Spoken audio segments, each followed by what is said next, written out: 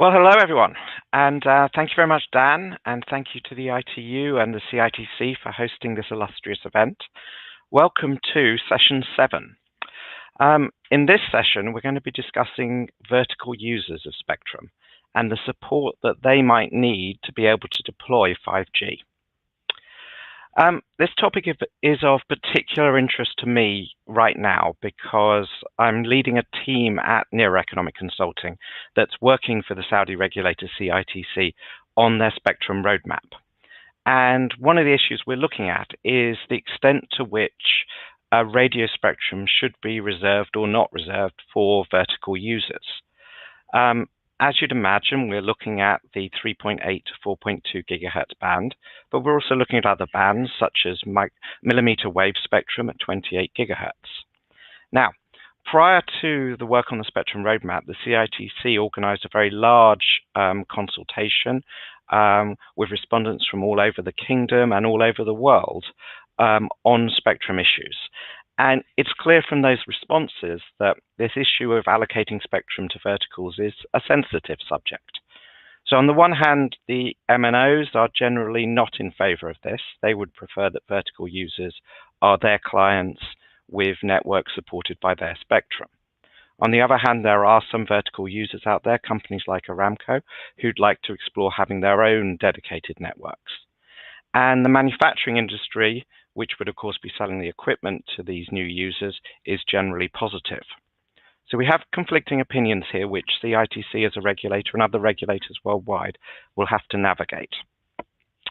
So I'm looking for some good advice here from our illustrious panel that we have today. Let me introduce them to you. First up will be Thomas Houtman, who's head of the Spectrum for Fixed Services at BNetzA. Very interesting to have Thomas here because BNetzA is one of the first regulators to actually reserve dedicated spectrum for these type of networks. He'll be followed by two representatives of the manufacturing industry. So we have Ulrich Refus, who's head of the spectrum policy at Nokia, which obviously builds these types of networks. And then Michael Kramer, who's technology, advocacy and spectrum strategy at Intel. After them, we have Paulo Ricardo Hermano Balduini, who's Director of Spectrum Planning at ABERTE, which is the Brazilian association representing the radio and television industry. And then to conclude the speakers, we have Andrew Arojolu, who's the Chief Regulatory Officer at Zain Group, which obviously has operations across the Middle East. And is a mobile operator. So that's our panel. We're going to have short presentations from each one, and then we will open the floor to questions. So, Thomas, if you'd like to lead us off. Okay, I will start and give you a short overview over frequencies that could be used in Germany for broadband and for industry. And so we can go to the next slide. I've made a short overview over the frequencies that can be used for industrial networks. For example, are there the frequencies of the public mobile operators, which can be used. And then you mentioned it, we have set aside 3.7 to 3.8 gigahertz for industrial networks, and also the 26 gigahertz band will partly be used by industry. You might say there are some frequencies missing in this chart, but that is because I will concentrate on the 3.7 gigahertz, which are already in use in Germany, and then I will say some words on the 26 gigahertz. And so other frequency bands are not in this chart, as other IMT frequency bands or wireless LAN and so on, which can be used. So we can move on to the next chart. So it's on the 3.7 to 3.8 gigahertz band, which can be used in Germany for local networks for industry. It can be used for company premises or industrial parks, and they are set aside, these frequencies, to meet the specific requirements of industry regarding safety, availability, and confidentiality. And so it's only for internal communications, this frequency band, so it's not for public telecommunication services. And the Federal Network Agencies performs the interference calculations concerning the earth stations that are also in this frequency band, but the key element of this band is operators agreement. So we say that neighboring industries should negotiate and find the best way to use the spectrum and to ensure that there are no interferences and an efficient use of the spectrum. So the application procedure for this band started at November 2019. And so it's just about 1 year of applications, and currently we have 91 frequency assignments, but that's not the total truth. There are also some frequency assignments for trial purposes, and we are also in discussion with associations, industry associations, and companies who want to use these frequencies. So we have experienced an increase and steadily increase in frequency applications and assignments, and we will hope that these assignments, the number of assignments, will increase in the future. So one key element also of this frequency band is the fee. It depends on the bandwidth that the operator wants to use and the area he wants to cover. So I have given here one example: 100 megahertz, 10 years, 1 square kilometer. It's then an amount of 31,000 euros, which is not very much from my point of view, but that the reason is that we also want to use, startups and smaller companies to use these frequency bands. So let's go on to the next slide. The 26 gigahertz band, the whole band, 24, 25 to 27.5, will be made available in Germany for 5G networks. And it's the regulation is not finalized yet, but will be available at the end of this year. So this frequency band can also be used by industry, but also it can be used by public operators who want to use fixed wireless access or hotspots and so on. So telecommunication services for the public is also possible in this frequency band. In the 26 gigahertz of this regulation is similar to the one in 3.7 gigahertz. We do some frequency coordination with the incumbent services, which is fixed service in this band and Earth exploration and satellite service. And we have still a fixed service in Germany in this band, and we have to elaborate a concept to phase out fixed services. Also, the fees are similar in this frequency band, and as I said before, we will start the application procedure at beginning of 2021.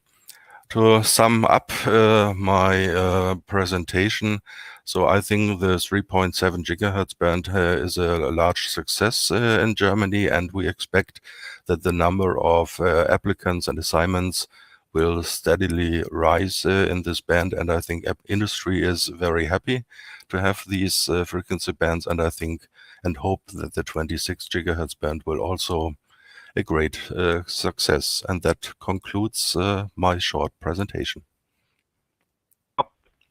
Thank you very much, Thomas. Our next speaker is Ulrich Refus, who's responsible for spectrum policy at Nokia. If we could bring Ulrich up. So, Uli, you obviously have to navigate the fact that your customers include mobile network operators who might not be too keen on these networks, but also you have these potential new customers, I assume, the verticals who want to deploy these networks. So very interested to hear how your company is navigating that. Thanks very much, Richard, and thanks very much for inviting this talk. So it's a great honor, and I'm very pleased to be invited here and have the opportunity to speak a bit. And indeed, I think the whole topic has quite some facets. I'll try to illustrate a few. And if we go to the next slide, so I'm also chairing the Spectrum Working Group of 5G ACIA, which is an alliance, you can read it, for connected industries and automation. So really gathering the manufacturing industry on a global base together with mobile network operators, and then certainly the suppliers to both this OT and the ICT side of the game. There's a number of outputs available from this association, and one I would want to particularly highlight is the one on non-public networks. So there's more than one option talking about these non-public networks, and you may consider mainly that standalone non-public networks, so completely isolated on site, maybe some loose connection to the outside world versus via firewalls, which is depicted on the left. On the very right, you see maybe this idea of mobile network operators just selling SIM cards for the applications in the factory and doing everything out of their own core network, maybe connected with some specific RAN resources deployed by the network operator on site. But in fact, there are more models comprising really shared RAN, and then maybe in two variants where either the RAN is just fully shared, or even the control functionality of the RAN is dealt with in the mobile operator network. So I think in any case, cooperation between the entities on the, let's say, private network side and the public mobile network operator are very crucial, and we have very good debates within this 5G ACIA, including spectrum matters. On spectrum matters, you will find less because of some sensitivity of the topic. So on the next slide, starting with the next slide, I'll try to give you some Nokia views. So we've just heard from Thomas about this German situation where a set aside of 100 megahertz somehow narrowed down the range for the auction for the nationwide licenses for mobile network operators. And what we ended up with in Germany is the picture you see below. So while Vodafone and Deutsche Telekom still have spectrum in that recommended range of 80 to 100 megahertz, making their networks really cost efficient, you see that two players are suffering from less spectrum just because of, well, the limited spectrum amount, and four players actually going for that spectrum. So on the right-hand side, you see an arbitrary example. So licensees are free to choose how much they want.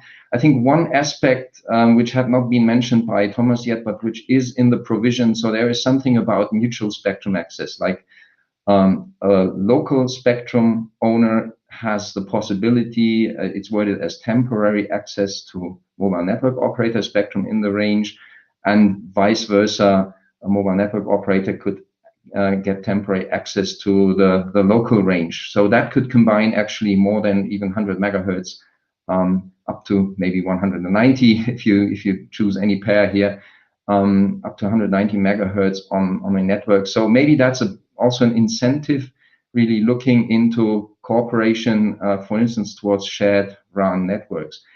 And just a few words maybe on the UK, who have not foreseen any spectrum for local licenses in this 3438 range, but within what they call shared access, shared license access, they have the possibility to offer local licenses in 3842.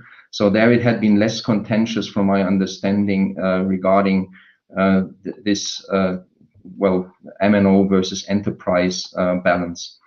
So going to the next slide, I show a very different example again from Finland. So Finland ended up with 3 mobile network operators bidding for C-band spectrum, so that quite valuable resource, 3438, as a EU pioneer band for 5G. And so they ended up with 3 licenses, 100 megahertz wide each. There are, however, provisions for subleasing agreements for local enterprises where mobile network operators cannot or do not want to build those networks. Enterprises have an opportunity to ask for subleasing agreements. So going to a final slide, a few thoughts why this cooperation could make a lot of sense. Within these different models, well, depending on how much control is required, for instance, by enterprises. So many of the things that want to communicate in a factory certainly have an internal communication task, so somehow depicted in blue here, but at the same time may require external communication. Think of remote maintenance of the robot control, think of automated guided vehicles requiring remote maintenance and maybe requiring some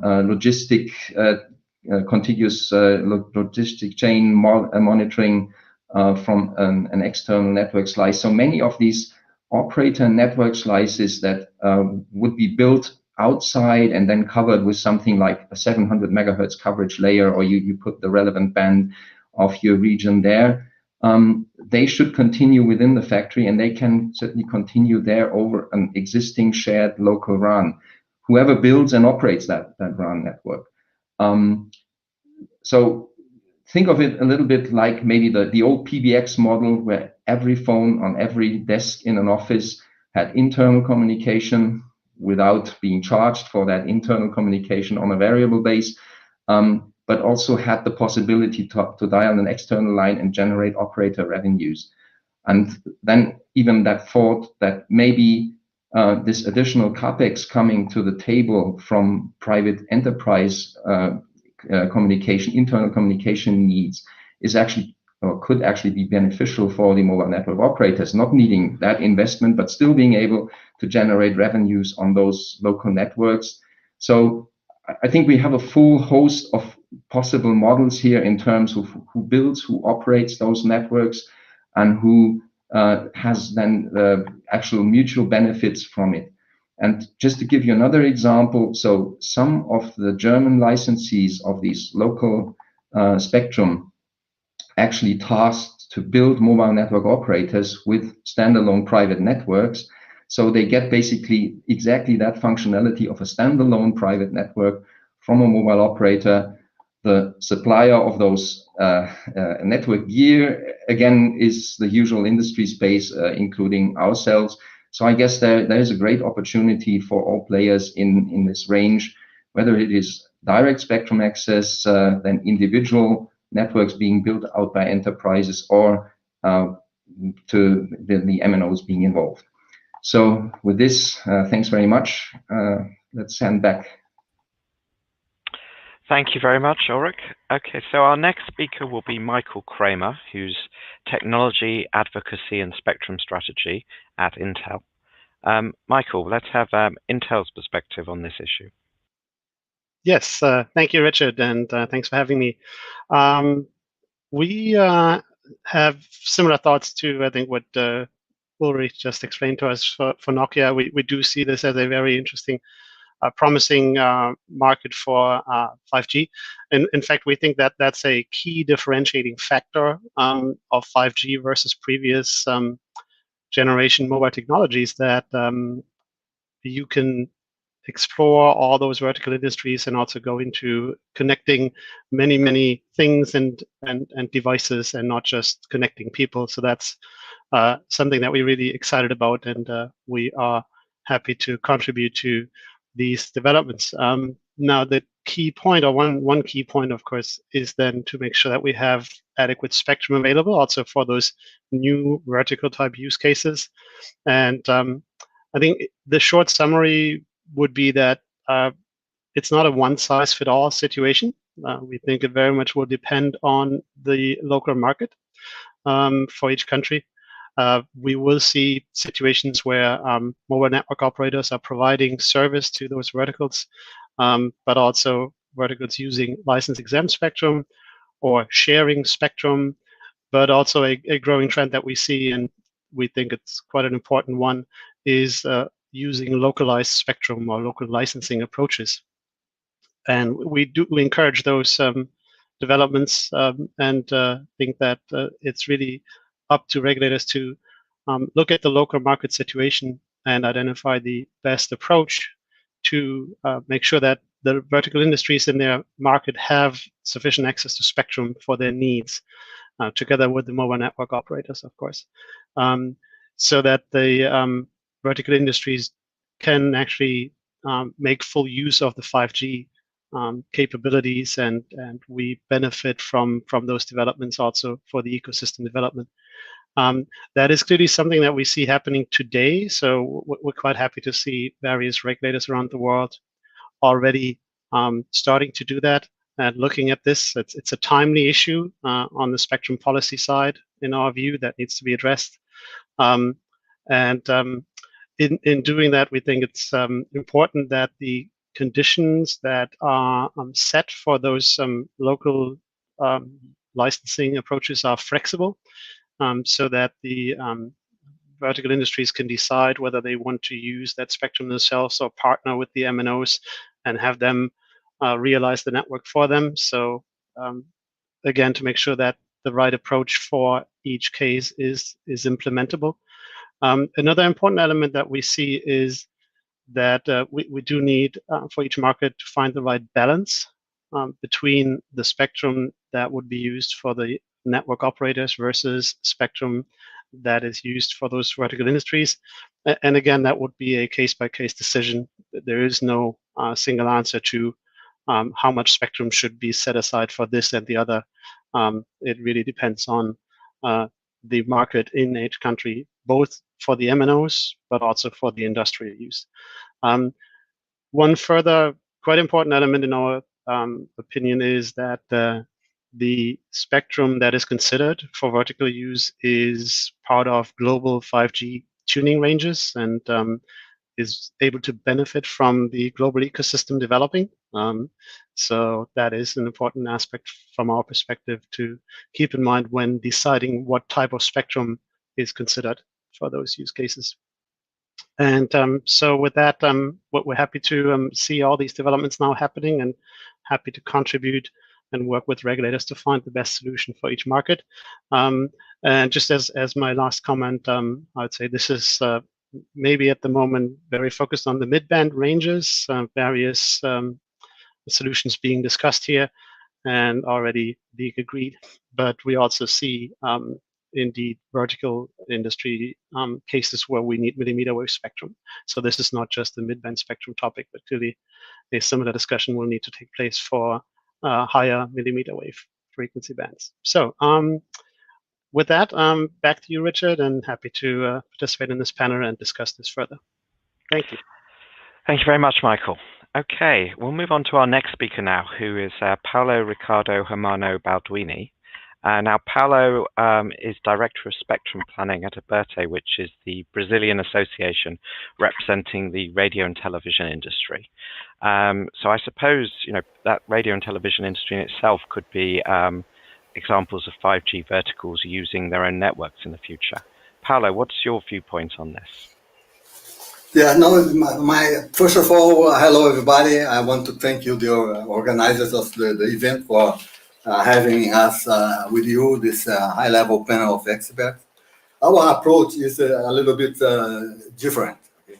And I will make my point. We are very enthusiastic with this webinar. I have been working at different forums of ITU since 1973, a long time.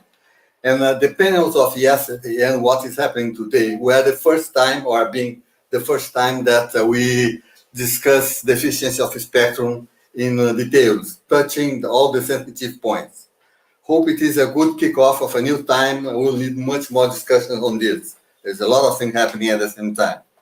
And I want to make a stronger statement for the comfort of the verticals, that we Brazilian broadcasters do not intend to be involved in the discussions regarding how vertical will access spectrum. They will find the best way to do it without being disturbed by us. Our concerns, Tom, is the following. Is what we call a spillover. Okay, is when the discussions between verticals and MNOs start considering the possibility of more spectrum for 5G in all bands. This means the frequencies that are used by other services, by us, for instance. And this is really scaring the possibility of another tsunami wave of lobby aiming additional 5G spectrum, and I don't know if this is justifiable. More spectrum constraints for broadcasting is unthinkable in our case, in Brazil. We are doing very well with the development of the third generation of our digital TV, with very solid progress. We are now in the middle of requests for proposals for different applications that have been responded by around 40 companies all over the world. We are quite confident about the results of this process. And we consider that improving today's spectrum efficiency is the way adequate to identify more frequency for 5G if proved indeed that it's really necessary. And I will make it clear our point. And when we warmly welcome the discussion of the efficiency, we are not referring to the technological spectrum efficiency that is typical of the transmission capacity of the equipment. We are referring to a missing discussing that is the overall efficiency that includes economic and social elements that at the end of the day make up the real demand. This discussion is really crucial.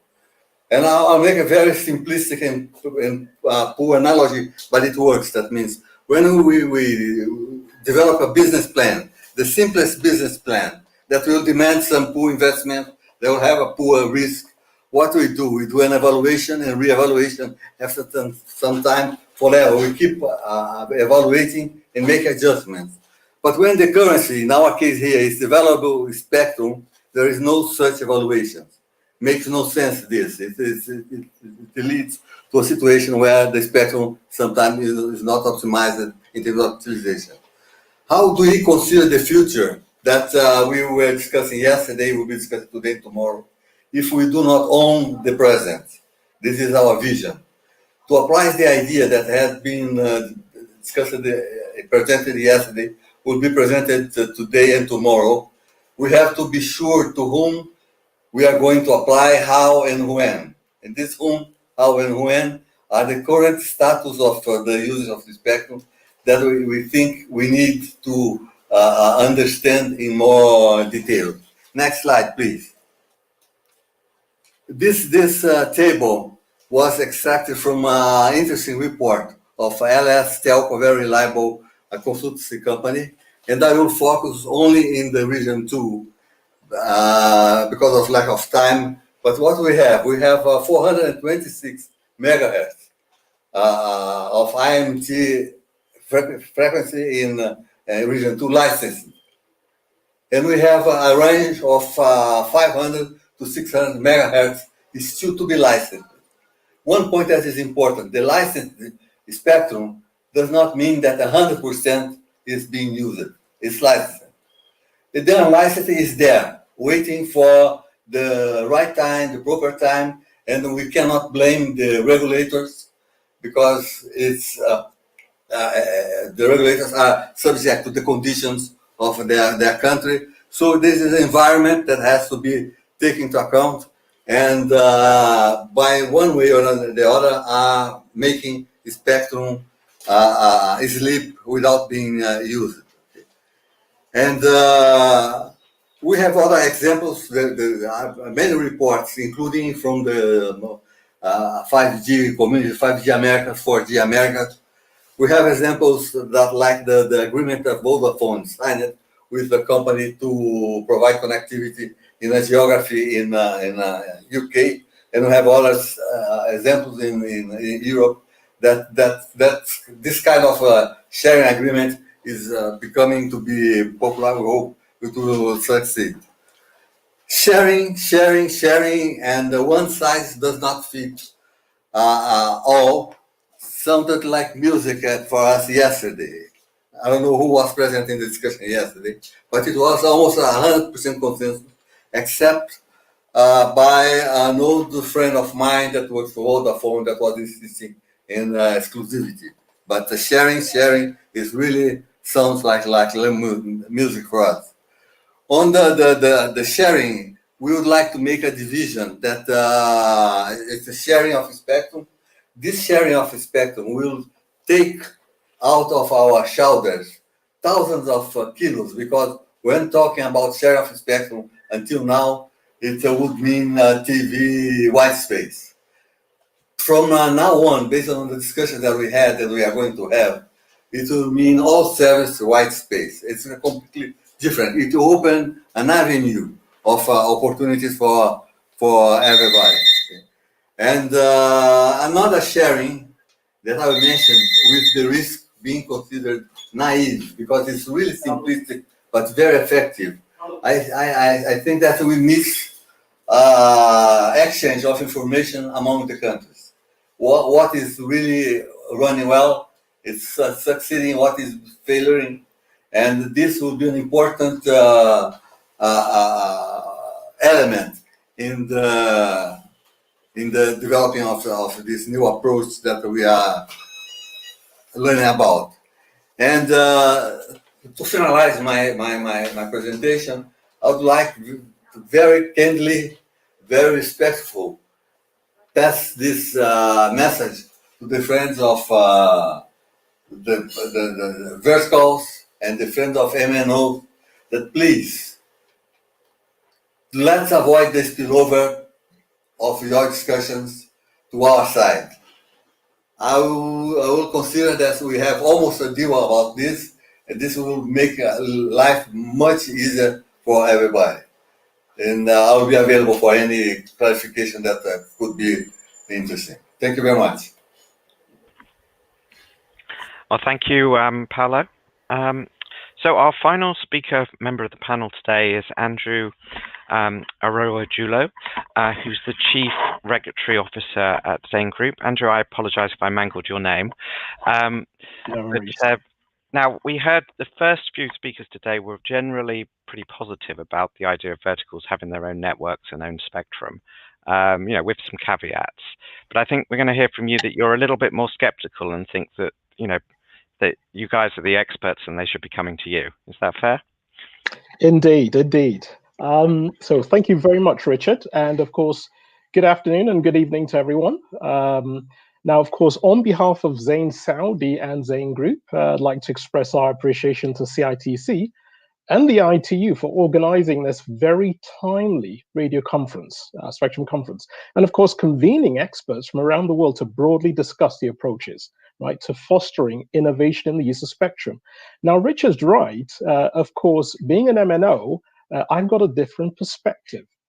Now, Zain recognizes that verticals may have special requirements, okay, which call for bespoke solutions to meet personalized local needs, ownership, of course, or control of infrastructure, or a desire to have secure, even mission-critical networks.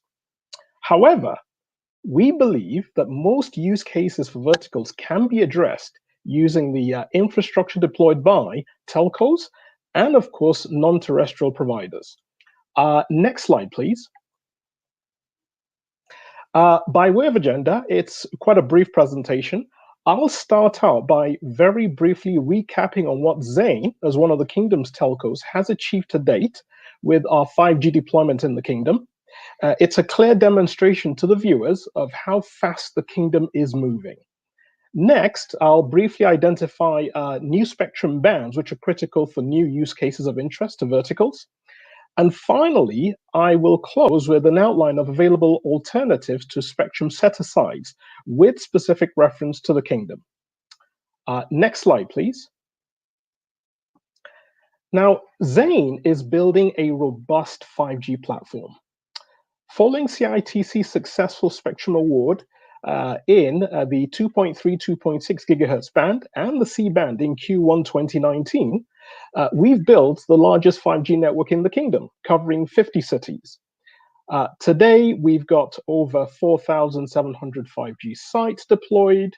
OpenSignal, in its independent crowdsourced August 2020 report, noted that the Kingdom has by far the highest average downlink throughput globally. I'm pleased to say that our average downlink is in that neighborhood at about 427 megabits per second. And of course, we've also undertaken even a test of carrier aggregation as well, providing an amazing throughput of 2.4 gigabits per second. Now, the coverage and quality of the network are very good. In CITC's Q3 MECIAS report, which of course focuses on KPIs for networks, CITC noted that Zain has the most extensive coverage in 12 out of 13 provinces, and of course the lowest latency for 3 out of 5 gaming applications. It is an award-winning network. We won a couple of awards. For now, our consumer offerings are focused, of course, on enhanced mobile broadband, and we have launched immersive gaming applications. Within the enterprise space, we offer dedicated internet access, IPVPNs over 5G.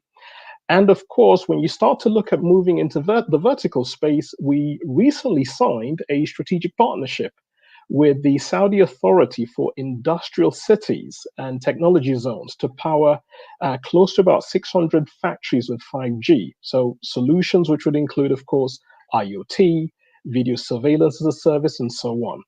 Now, of course, I do need to emphasize that other telcos in the kingdom are also building strong 5G platforms. Ultimately, the takeaway is this: telcos in the kingdom are building proven platforms that verticals can depend on for coverage, throughput, latency, and reliability. Next slide, please. Now, let me start with the, actually, let me make a side comment. I was really delighted to see the presentation by Mohammed Al-Abdul Qadir from CITC, which clearly reflects the fact that CITC has a plan, frankly, to release a lot of the bands that we've identified, of course, on this page. Now, when it comes to the use cases, the telcos in the kingdom were on the path to exploring new use cases. So, for example, ITS-related use cases, we're looking at these. By definition, augmented as well as virtual reality applications. Looking, of course, to build smart campuses, healthcare factories, just to name a few. Now, obviously, with the planned release of the spectrum bands identified by CITC, we're pleased to say that we would be able to offer, if you like, localized networks. So if you think about what we are doing with Modem, if you think about what Swisscom has done with Ipsomed in building a healthcare factory, or if you look at what SK Telecom has done in Korea, bringing AR and VR to sports venues. So the good news is, with the plan to release more spectrum in the low band, right? Of course, that is refarming the 600 megahertz band. That's very good to know. And of course, one thing that we would certainly advocate is a reorganization, of course, of the entire sub-1 gigahertz band to be able to make it a lot more efficient.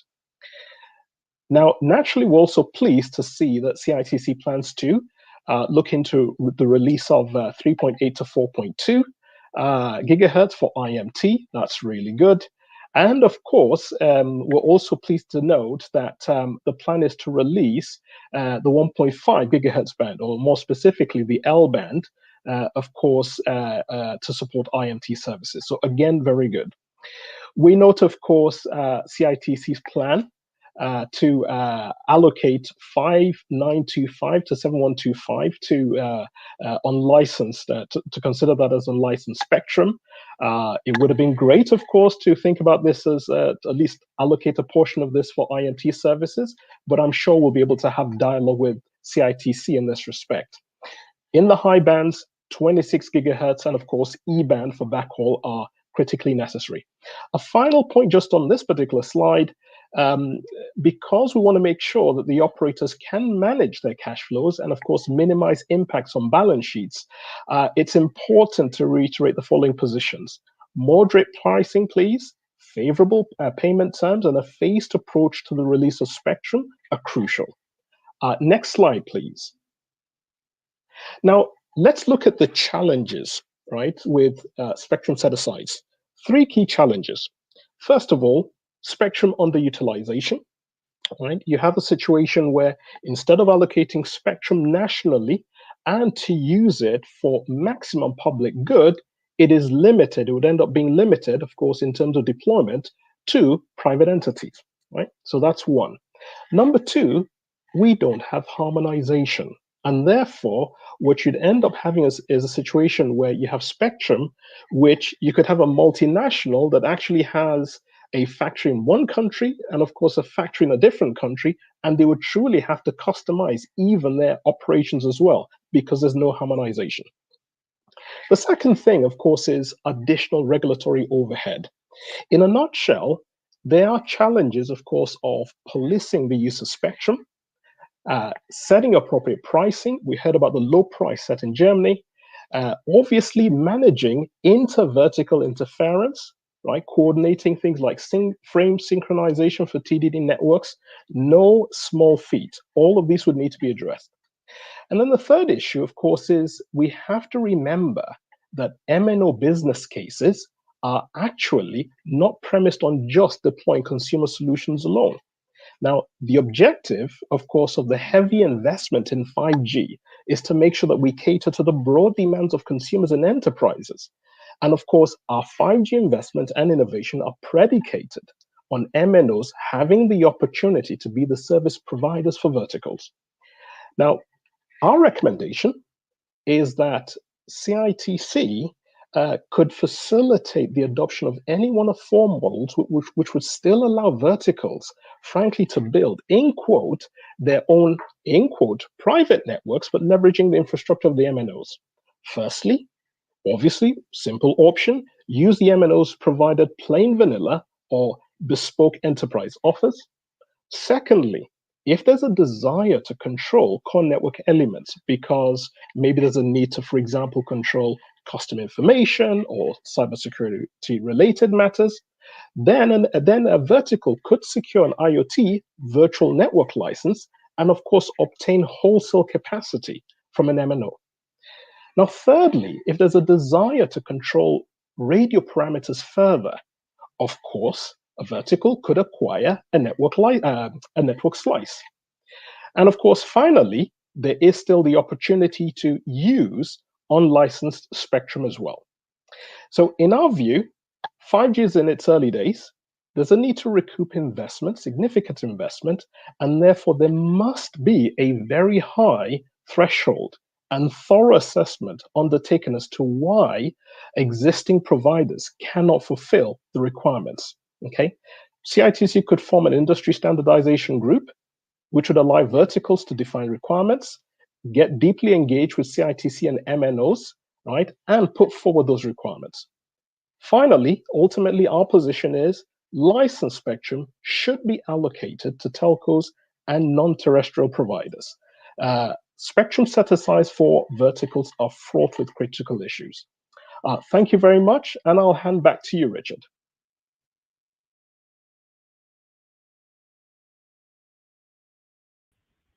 Well, thank you, Andrew. It's a very interesting perspective and good to contrast that with our earlier speakers. So if I may, now we're going to open up some questions. If I could bring all the panel up, we're going to actually start with Thomas, if I may. We have one quick question of clarification from the audience. Cal Farhat asked, if you could explain just the basis for how you came up with the spectrum pricing for local networks. And are you aware of any other benchmarks anywhere else in the world for this? Or are you the first? I think we made some studies concerning the fees. That's correct. We looked, for example, at auctioning we did in the past and what's spectrum pricing in this frequency band. That's on the one hand. On the other hand, it's a political discussion in the ministry. So there are different views, maybe in the finance ministry and so on. So at least at the end, it was some political discussion. How much should be the fee in this frequency band? And as I said, it should be for startups and small companies, and that's the reason why we decided for this small amount. But studies were made, and they formed the basis for this euros. Okay, thank you. All right, so Thomas, if I may just stay with you. So Andrew raised this issue about the volume of spectrum going to mobile operators, and I think this was raised by other speakers as well. So obviously in the last auction in Germany, you had the issue that you have a new entrant, 1&1 Drillish, and with only 300 megahertz of spectrum available for the mobile operators, that meant there wasn't enough for everybody to get, for example, 80 to 100. So I think we ended up with one operator only getting 90 megahertz of high power spectrum, and the others either getting less than 80 or some of their spectrum, I think Vodafone spectrum, some of it's restricted power. So obviously we look at someone like Saudi Arabia, where there are 3 operators, each operator already has 100 megahertz.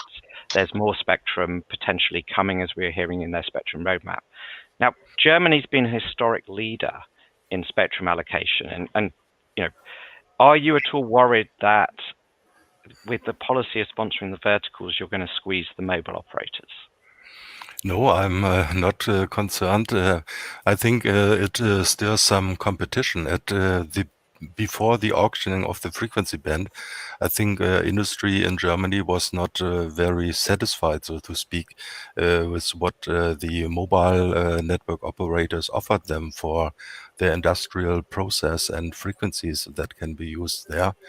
And so I think now we have the situation that also the mobile network operators, they are in the business of industrial networks, so to speak. So I think it's a combination of this different possibilities. I think Uli said it also, that you can use mobile network operators, you can use this private spectrum, you can task the mobile operators to use these 3.7 and build a network for the industry. So yes, but you asked concerning the frequency band 3.4 to 3.7, it was an auctioning, and the operators who took part in the auctioning, they know exactly what they did, that we set aside this 100 megahertz, and the result of the auction is the result of what the companies thought what is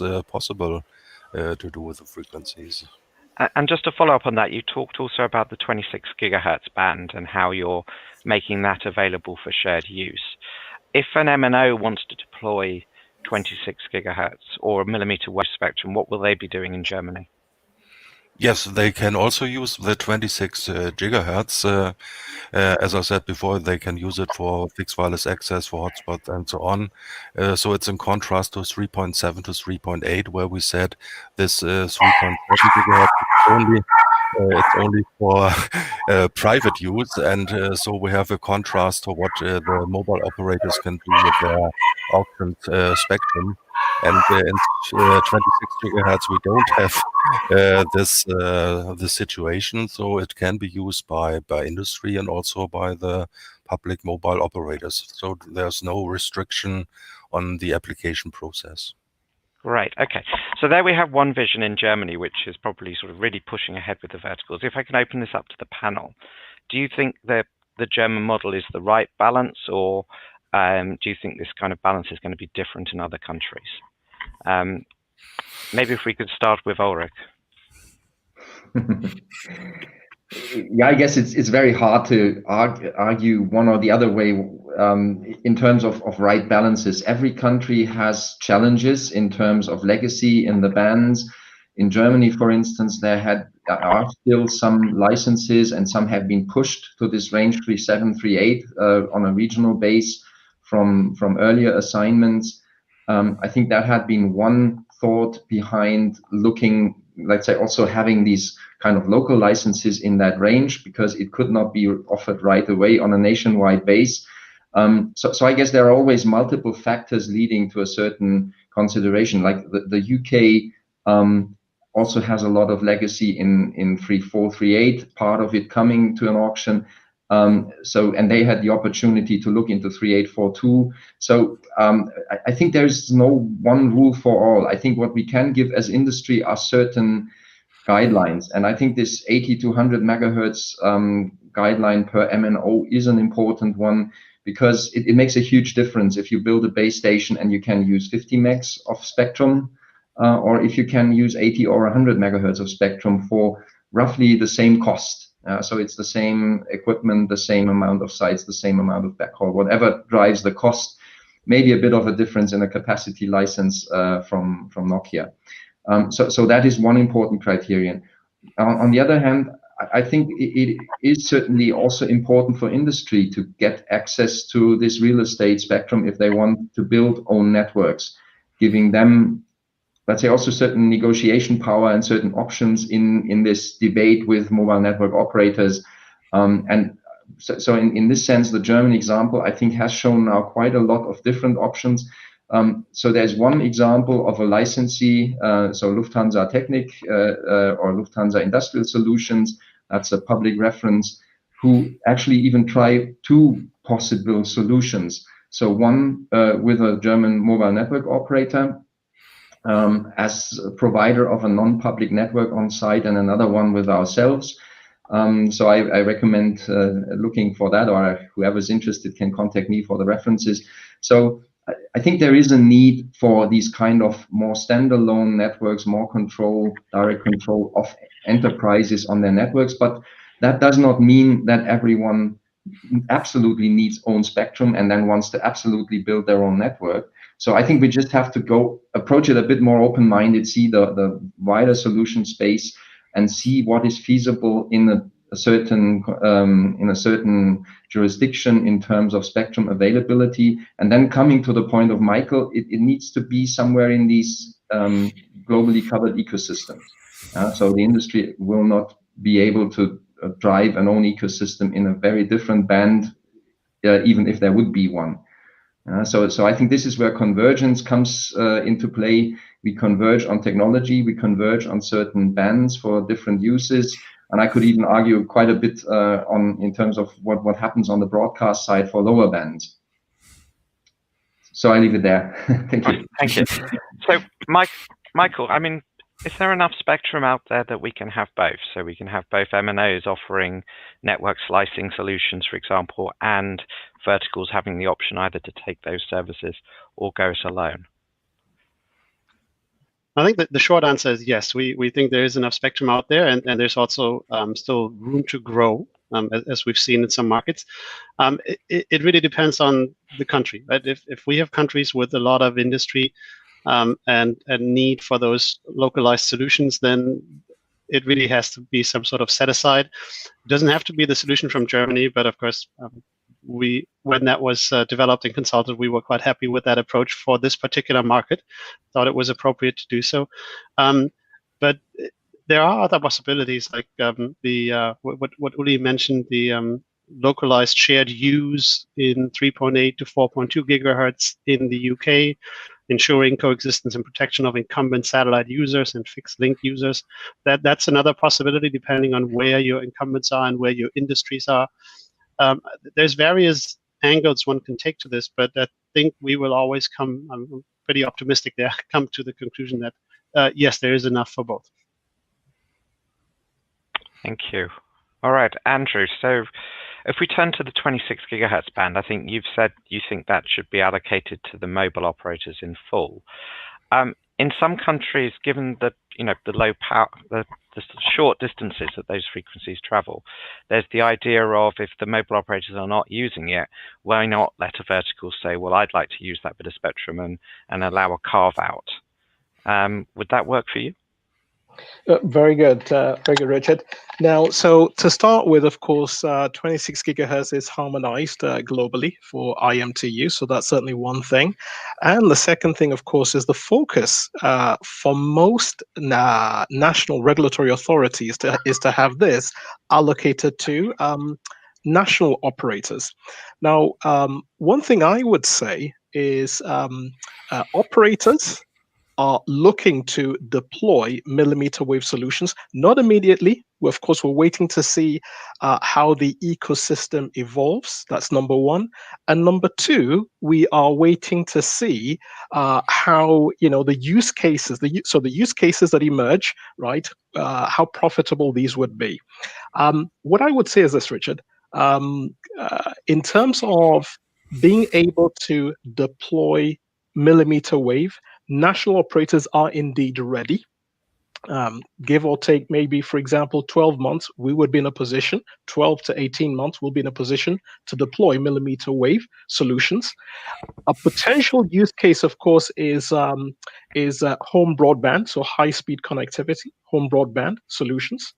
But to answer your question specifically, if a vertical said, I'd like to use 26 gigahertz, in place of a national operator, we'll give it some thought, but of course, in an ideal world, Richard would like 26 gigahertz to still be allocated to MNOs. Okay, so it's a very interesting contrast between that model that you're pushing and the one that the German regulator has gone with. So on the one hand, they've gone with the model, let's make this spectrum open, it's shared, there are some restrictions to protect interference, but everybody can access it. Whereas you're suggesting that you should have control over that and decide based on a commercial relationship. Maybe we could just go back and sort of tease out that model. Thomas, I'm assuming you weighed up both models before you decided to go with the approach you've done. Yeah, that's correct. At the beginning, we had this proposal to set aside part of the 26 gigahertz band for mobile operators and another part for the industry. But at the end, after consulting the public, we decided it's better to have this more flexible approach. You mentioned it, the distances that the radio waves travel in this frequency band are not very large. And so I think there are a lot of possibilities for industries, for example, to use it indoor. I think that is a large application for the industry to have large data transfer rates. So I think this approach, it has the possibility that there where the frequencies are needed, maybe for the mobile public operator or for industry, it can be used. And there is not enough spectrum available because we can use in Germany the whole band. The 3.25 gigahertz. So I think there's enough spectrum for everybody, and every demand can be satisfied. I think that's our approach in this frequency band. Paolo, I think you wanted to come in on this. Oh, I think you're on mute, Paolo.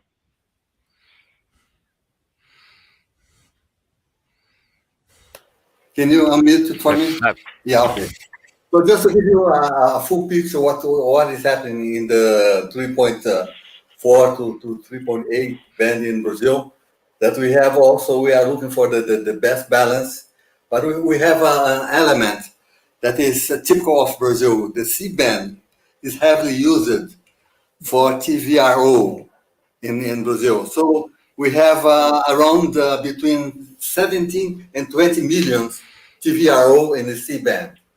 And the situation is really complicated because the STVRO are not registered.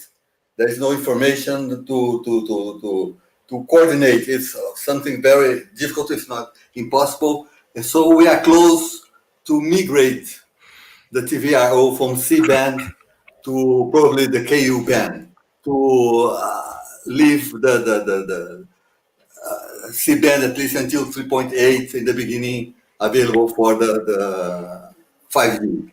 And this 70 million to 20 million TVRO is really a complex problem. Okay. I don't know whether one of either Nokia or Intel want to come in on that, whether you think this is a big issue or not. Yeah, maybe a very general remark, as also in the chat there had been a question on dedicated spectrum in low bands. The higher we go in spectrum, the more resources there are, and the traveling distances get shorter. So I guess it's very hard to find within those globally harmonized or regionally harmonized low bands easily chunks for this and that industry. And there I would really argue, especially if it's about wide area networks, we have excellent wide area networks from MNOs who can be built out further with additional spectrum and so forth. So there, I think it's not obvious why you should reserve chunks of spectrum for very dedicated uses there. But then look at public safety demand and whatever. So even there may be exceptions. The higher you go, the more relevant this becomes and the more local you get, I think. So as a very general rule. So you also see in Finland, for instance, Finland has auctioned 2.4 gigahertz, ending up in 8 megahertz licenses to the 3 MNOs, and has a set aside of 800 and something megahertz for local licenses. So you could call it like this German model of C-band transferred into the 26 gigahertz range. Germany in that band even goes that one step further by saying everyone can apply on equal grounds for something like an 800 megahertz carrier locally, without further restrictions to public or private use and whatsoever, because there is ample spectrum. And then you also, again, need to build around certain legacy. There are tons of fixed links yet in the band in Germany. So that allows Bundesnetzagentur some flexibility. Where's the demand for IMT, 5G? Is it more covering hotspots at the main city square, or is it in a remote industrial area and so forth, to identify those 800 megahertz or whatever the applicant requires. So that maybe as a general rule that we need to look, the higher we go in bands, the more I think we need to look into concepts other than nationwide licensing. And also things become easier in terms of sharing. Andrew. Yeah. So Richard, what I would say is I do concur with Uli that the higher the spectrum, obviously the greater the opportunity for localized approaches. So obviously, if you start to talk about low bands, low spectrum bands, low band, mid band, absolutely has to be allocated, of course, on a national basis, allocated, of course, to MNOs. The higher you go in spectrum bands, so you're talking about above 26 gigahertz. So Uli, this is probably where I differ. I'd like to talk about above 26 gigahertz. So you go into, for example, say 40 gigahertz and higher, then yes, you could have, of course, spectrum allocated on a localized basis. But again, as an MNO, the stance really is that we're building out 5G infrastructure. It's fairly nascent at the moment. Obviously, we're putting a huge amount of investment into this. And I think what national regulators would really need to allow the MNOs to do is to fully, well, not fully, at least recoup a good proportion of the investment that's been made. Look to, of course, innovate within 5G. Look to, of course, adapt their network, strategic partnerships to cater for as many use cases, right? So ultimately, what we're saying is help, of course, the MNOs to be able to build strong 5G networks. But I agree with you, Ali. Yes, above 40, say 40 gigahertz and above, yes, we can talk about localized approaches. And of course, different licensing schemes could be explored. Okay, we're almost at end of time. Michael, if I just give you the final word, localized networks, is that the solution? Yes, I think it is. The question is, in which frequency band are you going to do that? And that again comes back to my original point, that it depends on the industry. Some users, like in-factory users, can do high bands like that. Some others, like larger geographical areas, like port areas, may need mid-band spectrum. It really depends on the vertical use case, but there's a lot to explore, a lot to think of and develop, and I think we have some good ideas to really make sure that we can then confirm in the end there has been enough. That's all we have time for. Thank you very much. It's been a very interesting panel. I would say, this is clearly an exciting opportunity, however we're going to serve verticals, but I think regulators have some really hard decisions ahead about how they should allocate this spectrum, because it's not obvious. Richard, thank you very much. Thank you so much. And just to echo Richard, thanks to the panelists as well. So yeah, as Richard said, another fascinating discussion. And I think if we're looking at delivering that connectivity to verticals, it's definitely something that's going to be discussed for a long time to come. So thank you all very much. Really appreciate that. And yeah, fascinating discussion. So thank you all. So we now have just 5 minutes or so to pause for breath. So we have about a 5-minute break. before we start back for the next keynote presentation, which is going to be happening immediately after the break. So time to maybe go and grab yourself a cup of tea, a cup of coffee, but please do make sure you are back here in 5 minutes time, where we have our 4th keynote presentation of the event from Ibrahim Kadi, who is a member of the board of directors for STC. So that's coming up in 5 minutes back here on the main stage. So looking forward to seeing you all back here very shortly. Thank you very much.